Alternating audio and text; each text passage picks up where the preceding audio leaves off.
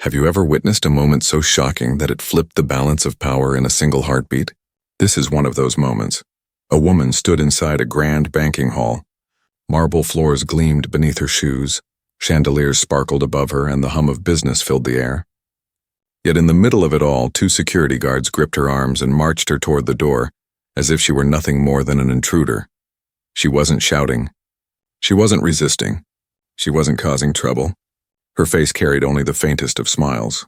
Then, in a voice so calm that the nearest customers could barely hear, she whispered 5 short words. Those words would unravel careers, shake an entire institution, and soon ignite a firestorm across the country. But to understand the full weight of that moment, we need to step back only a few minutes earlier. It was a Tuesday afternoon when Dr. Maya Carter stepped into the main branch of Continental Trust Bank, one of the largest financial institutions in the city. She was 43 years old, composed, and carried herself with the kind of quiet strength only years of hard work can build. Her navy blue blazer fit perfectly, her shoes polished to a mirror shine. Every detail of her appearance reflected refinement and discipline. Yet the first person to notice her, a young branch manager named Ethan Clark, saw only one thing: his own prejudice.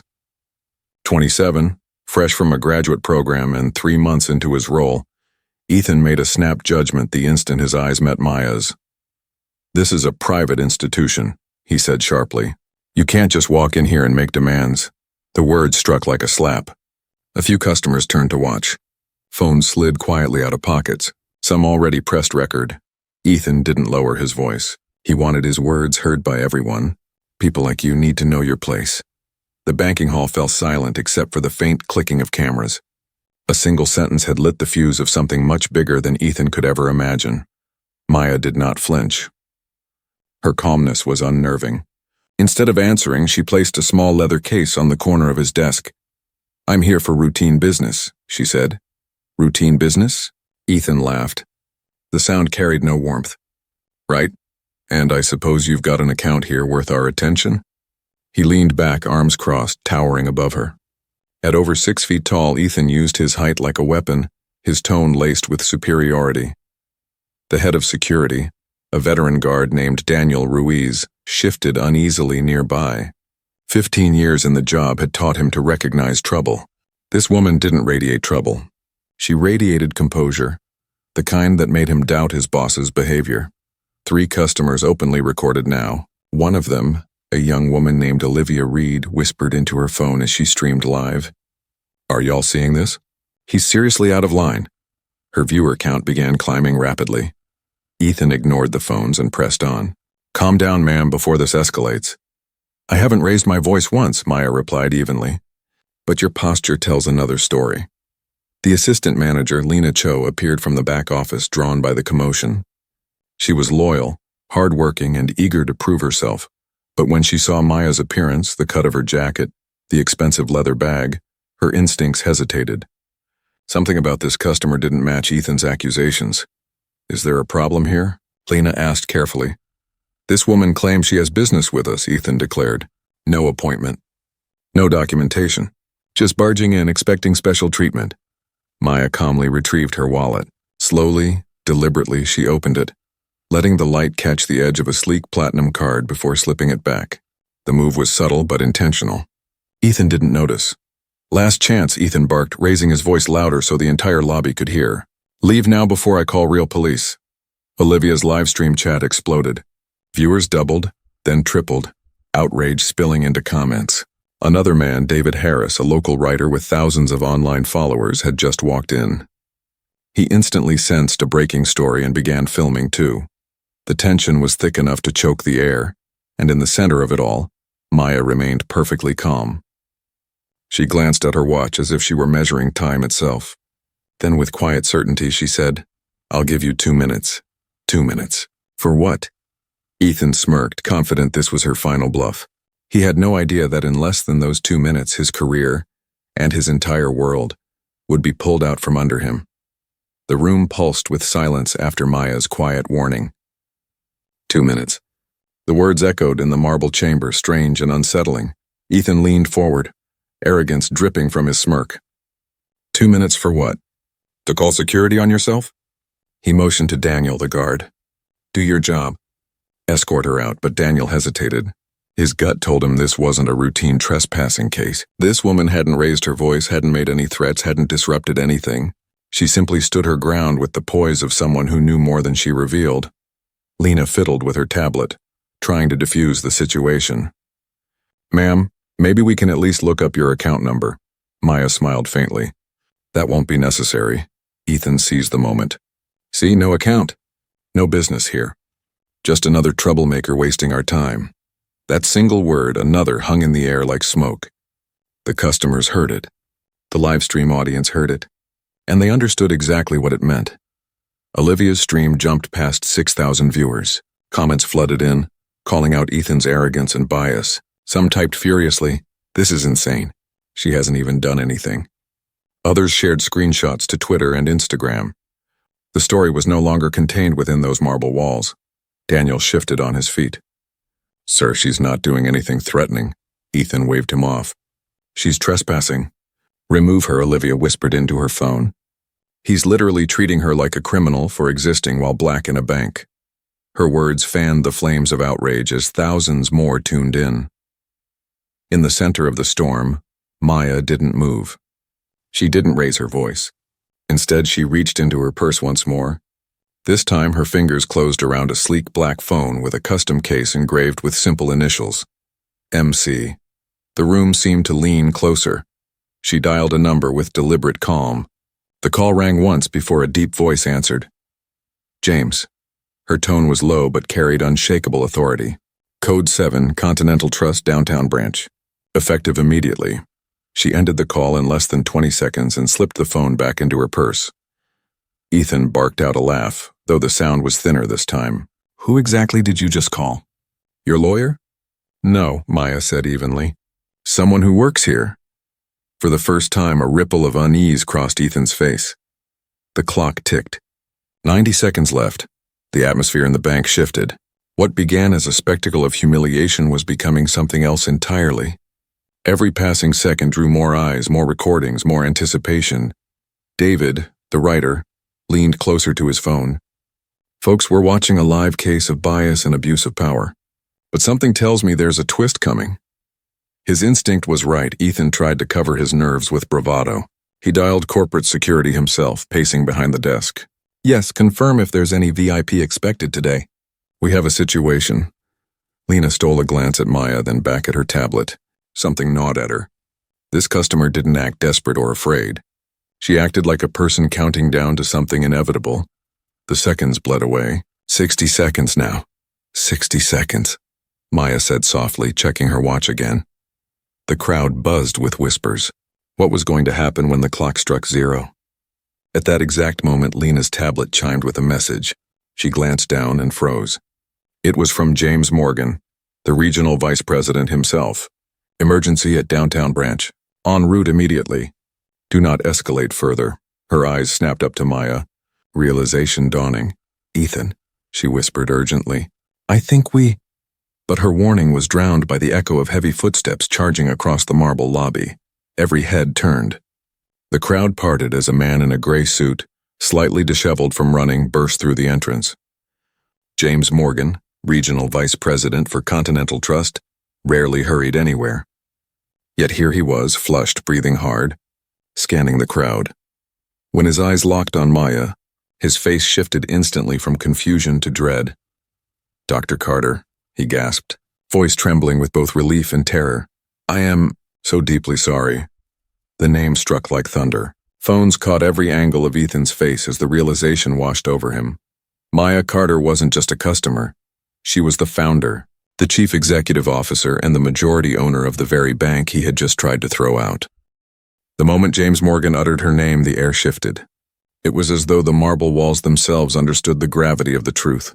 Dr. Maya Carter, founder, CEO, majority shareholder. Phones captured Ethan's face, draining of color. His confidence, once so smug, collapsed in real time. He clutched the desk as though it might keep him standing. Maya didn't gloat. She didn't raise her voice. She simply met his stunned eyes with a calm that cut deeper than anger ever could. You never asked for my name, she said quietly. You only assumed I didn't belong here." The words landed heavier than stone. Customers in the lobby nodded. Strangers who had never spoken to one another before shared looks of recognition. They all knew what had just been exposed. Olivia's live stream had already passed 15,000 viewers. The chat was on fire, comments racing faster than anyone could read. People across the country were typing the same phrase, "She owns the bank." James hurried forward, his usually perfect composure shattered. "Dr. Carter, please accept my profound apologies. This never should have happened." Ethan's mouth worked soundlessly. Dr. Carter, I didn't realize." "You still don't," Maya corrected softly. Lena's hands trembled as she checked the corporate directory on her tablet. Her breath caught when she saw the truth in black and white. Founder, CEO, chairwoman of the board, 68% controlling shares. She nearly dropped the device. The lobby buzzed with disbelief. Cameras zoomed in on Ethan's pale face, on James's desperation, on Maya's unshaken composure. Maya turned to Ethan. "There's a board meeting starting right now. I suggest you attend." The crowd erupted in hushed gasps. Ethan stumbled, his mind spinning with the realization that this wasn't only about public humiliation. His career, his entire future, was about to collapse. James gestured toward the elevator bank. "Dr. Carter, please. The board is waiting upstairs." The crowd parted like water as Maya walked toward the elevators, her footsteps measured, steady. James hurried at her side like a nervous aide. "Lena," Maya said without looking back. "You'll join us." "Yes, Dr. Carter," Lena whispered, her relief flooding out like a quiet confession. "And bring Mr. Clark." The command hit Ethan like a hammer. His knees felt weak as he stumbled forward. The cameras captured his walk, the swagger gone, replaced by the shuffle of a condemned man. Olivia's voice cracked with excitement as she streamed, "Y'all, this is unreal. This guy just tried to throw the actual owner out of her own bank, and now she's taking him to the board upstairs. You're watching history right now." Her viewer count surged past 20,000. The elevator doors opened with a chime. Maya stepped inside first, James following close behind. Ethan dragged his feet but entered, his face hollow with dread. Lena slipped in last, clutching her tablet like a shield. The doors slid shut, cutting off the lobby. But the silence inside the elevator was far heavier than the murmurs left below. Ethan stared at the glowing numbers as the elevator climbed. Each floor that passed felt like another nail in the coffin of his career. James wiped sweat from his forehead, staring at Maya with both fear and awe. He had worked in banking for over 2 decades. He had faced regulators, lawsuits, scandals, but never had he witnessed authority wielded with such precision. Lena stood rigid, her mind racing. She had backed Ethan only moments before. Would she be punished for it? Or had her hesitation saved her? Maya folded her hands, her voice calm but pointed. "Mr. Clark, would it have mattered if I had told you my name at the start?" Ethan swallowed hard. "Yes, of course it would have. So you treat people differently based on who they are instead of treating everyone with the same respect." Her question pierced the silence. James flinched. Lena's eyes dropped to the floor. Ethan had no answer. The elevator glided upward. 35th floor, 40th, 45th. Ethan tried again, his words stumbling out. "That's not what I meant." Maya cut him off with another quiet question. "Then what did you mean?" The question hung in the air like judgment itself. Finally, the elevator reached the 47th floor. The doors opened to reveal the executive level, a space of polished wood, glass walls, and sweeping city views. Through the glass conference room, 12 board members sat around a long mahogany table. They were reviewing reports, unaware of the storm about to crash into their meeting. James led the way, his voice strained. "We have a Code 7 situation." The words froze the room. Every board member looked up, eyes sharp with alarm, and then their gazes shifted to the woman walking behind him. When they saw her, confusion turned to astonishment. Dr. Maya Carter entered the boardroom. Calm, steady, unstoppable. "This won't take long," she said, her voice carrying across the polished table. "But it will change everything." The boardroom was a temple of wealth and authority. Tall windows looked out over the city skyline. Art worth millions adorned the walls. The men and women seated at the long table carried decades of banking experience between them. Yet in that moment, every eye was fixed on Maya Carter. James Morgan cleared his throat. "Mr. Chairman, we have a Code 7 situation." The room fell silent. A Code 7 meant potential legal disaster, reputational collapse, or worse. Only the most serious events ever warranted it. The chairman, Robert Hayes, 71 and still sharp as steel, turned his eyes toward Maya. "Maya, what on earth is going on?" "Good afternoon," she said, her voice calm but resonant. "I apologize for the disruption, but what just happened in our downtown branch cannot be ignored." She placed her briefcase on the polished table and drew out a slim tablet. With practiced precision, she connected it to the screen at the front of the room. The board members leaned forward. And then the footage played, the live stream, the lobby, Ethan's sneering voice. "People like you need to know your place." His arrogant laugh. His order to call the police. His final demand to remove her from the building. The boardroom filled with his words, each one damning. Several directors flinched as the recording showed customers gasping. Phones raised, Olivia's voice streaming live to thousands. And then the moment came, the doors bursting open, James running in, breathless, apologizing. By the time Ethan's face registered the truth on camera, the boardroom itself had turned to stone. "My God," whispered Dr. Williams, the board's only other black director. Her face reflected both fury and pain. Robert Hayes pressed his hand against the table. "This was witnessed by how many?"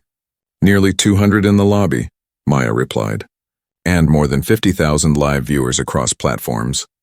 The tablet display shifted to real-time analytics. Trending hashtags filled the screen. Banking while black. Carter truth. She owns the bank. Regional news outlets were already covering the story. National outlets weren't far behind. The board members exchanged horrified glances. They all knew what this meant.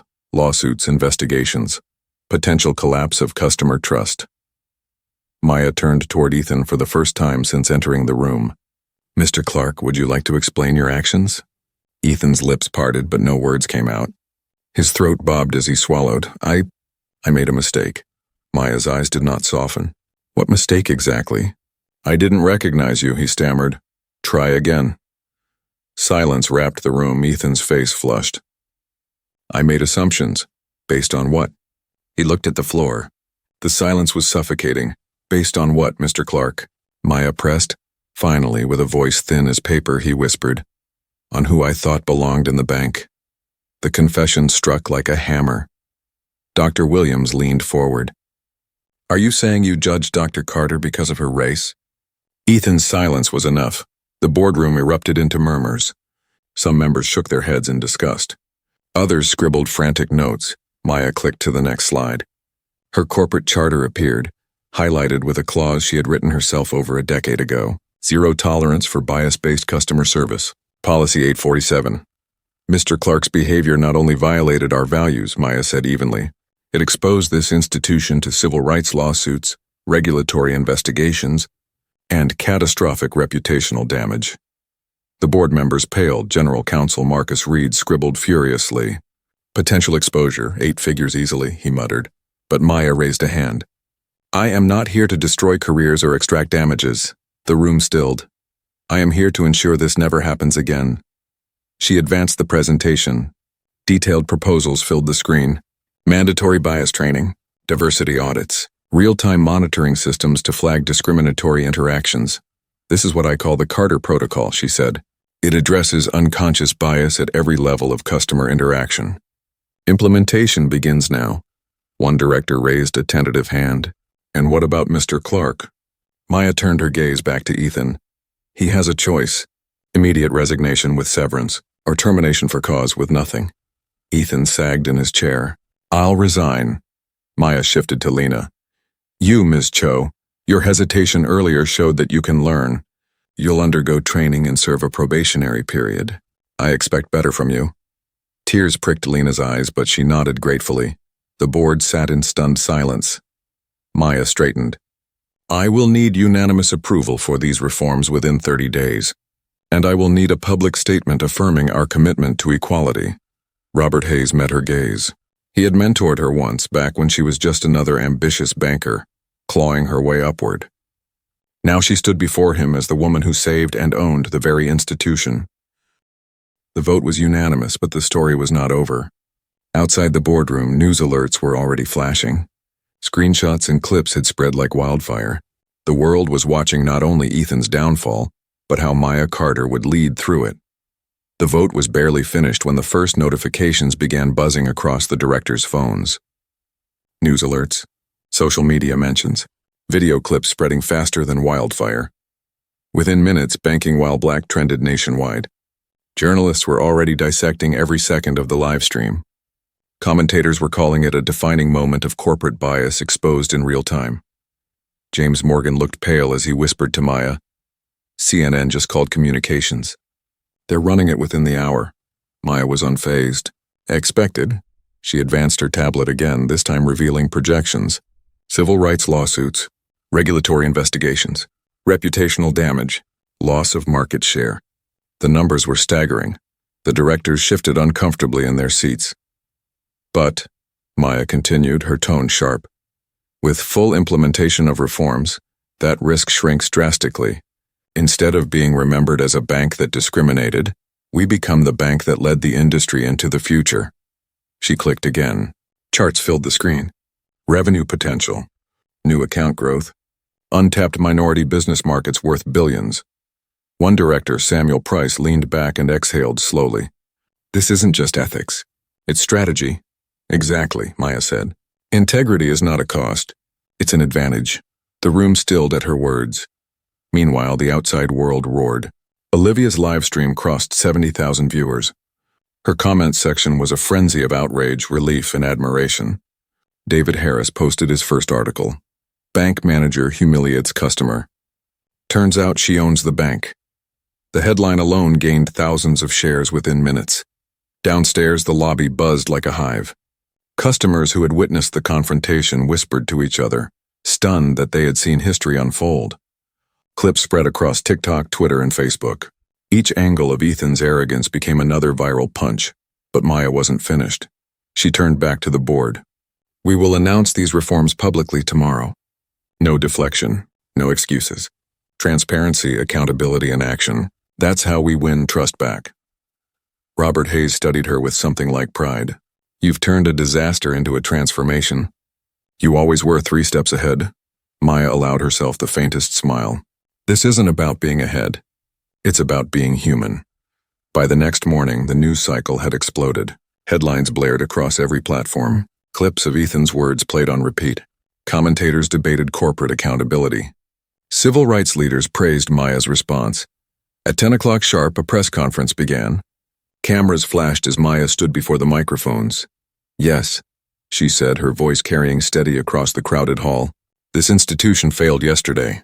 It failed me. And it failed every customer who has ever felt dismissed or disrespected because of who they are. But failure is not the end. It is the beginning of change." The crowd hushed, leaning forward. "Today we launch the Carter Protocol," she declared. "Mandatory training, transparent audits, zero tolerance for bias. This bank will set the standard for fairness in financial services. Not tomorrow. Not next year. Now." Reporters fired questions. Community leaders offered support. The story had shifted. No longer just about humiliation, it was about reform, and the impact was immediate. Within weeks, the downtown branch looked different. Posters lined the walls declaring respect for all customers. Digital monitors displayed anti-discrimination policies in multiple languages. Staff wore badges that read, "Dignity without exception." Lena Cho, once fearful and uncertain, now carried herself with determination. She attended every training, took notes relentlessly, and soon began mentoring others. Daniel Ruiz, the security guard, became a surprising champion. His 15 years of watching quiet injustices gave him credibility. "I've seen this happen too many times," he told new employees during orientation. "Now we've got tools to stop it before it starts." Customer satisfaction soared. Complaints plummeted. New accounts, especially from minority-owned businesses, rose by double digits. Wall Street took notice. Stock prices jumped 12% in a single quarter. Analysts marveled at how a scandal had transformed into growth. Competitor banks scrambled to respond. Pressured by customers, several announced their own reform initiatives, but none matched the scope of the Carter Protocol. Meanwhile, Ethan Clark's career evaporated. After weeks of silence, he posted a stiff statement online calling the incident a misunderstanding. But screenshots told the truth. His name became shorthand for arrogance exposed. In stark contrast, Maya Carter's name surged to prominence. She was invited to keynote financial conferences. Regulators sought her counsel. Civil rights groups embraced her reforms as a model for the entire industry. And yet, through all of it, she remained steady. Not triumphant. Not boastful. Simply committed to ensuring that what happened in that lobby would never happen again. The ripple effects reached farther than even she predicted. Universities added case studies of the Carter incident to their business ethics classes. Young professionals looked to her as proof that dignity and intelligence could reshape entire industries. But for Maya, the mission was not about reputation. It was about responsibility, and the work was only beginning. The months passed, but the echoes of that Tuesday afternoon never faded. 6 weeks later, the same marble lobby pulsed with a different kind of energy. Where humiliation had once unfolded, pride now filled the air. Customers were greeted with warm smiles, employees carried themselves with purpose, and the atmosphere radiated inclusion. At the front desk sat Maria Lopez, the new branch manager. 15 years of experience, a reputation for fairness, and a sharp eye for detail. She was nothing like Ethan Clark. Her mantra was simple. Every person who walks through these doors deserves dignity. Posters lined the walls with the words, "Respect without exception." Digital screens displayed the Carter Protocol in 3 languages. Staff wore small pins engraved with one standard, humanity first. Maria reviewed reports at her desk. Customer satisfaction up 18%. Complaints down 63. New accounts opened at record pace. She looked up as Lena approached with a tablet in hand. Once a nervous assistant, Lena had grown into a determined leader. "Monthly diversity report," she said. Her voice no longer wavered. 2 minor incidents flagged by the monitoring system. Both corrected immediately. Staff handled it well. Maria nodded with satisfaction. "Good. That's the culture we build every day." Even Daniel Ruiz, once silent in the shadows of security, now trained new guards in intervention.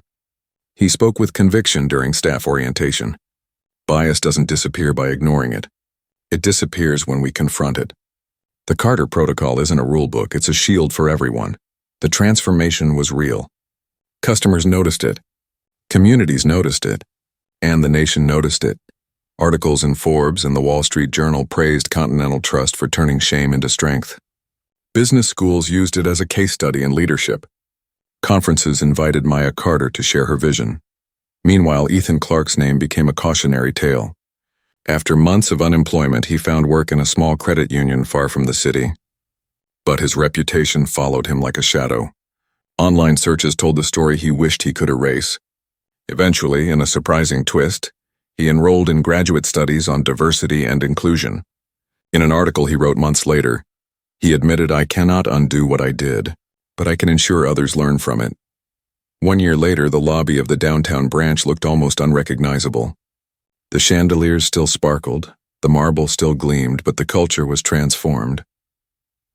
That evening, employees and community leaders gathered for the bank's first annual diversity celebration. Maria stood at the podium, announcing that the branch had achieved the highest customer satisfaction scores in the institution's history. 0 discrimination complaints. A 34% increase in minority business accounts. Applause filled the hall. Among the crowd was Olivia Reed, whose live stream had lit the fuse. Now she stood as a community partner, documenting the celebration for millions. "A year ago, this lobby was a stage for humiliation," she told her audience.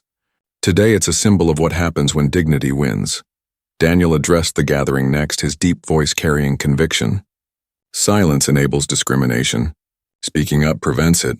That's the lesson we live here every day." The audience erupted with agreement, and finally Maya Carter stepped forward. She stood in the same spot where she had once been told she didn't belong.